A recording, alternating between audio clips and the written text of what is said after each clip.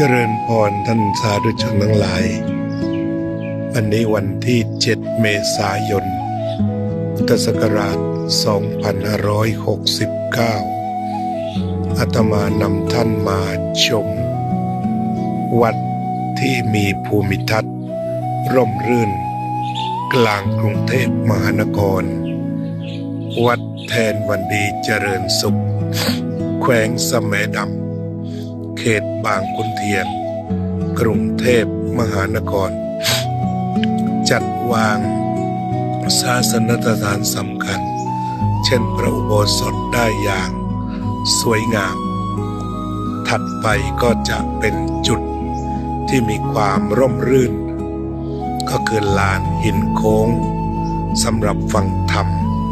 และทำกิจกรรมต่างๆมากมายด้านศาสนวัตถุเช่นหอระฆังหรือศาลาก็จัดวางไว้อย่างพร้อมมูลนับว่าเป็นวัดที่เรียกเต็มปากว่าอารามคือสถานที่ร่มรื่นเข้ามาแล้วจะสดชื่นเบิกบานเจริญพร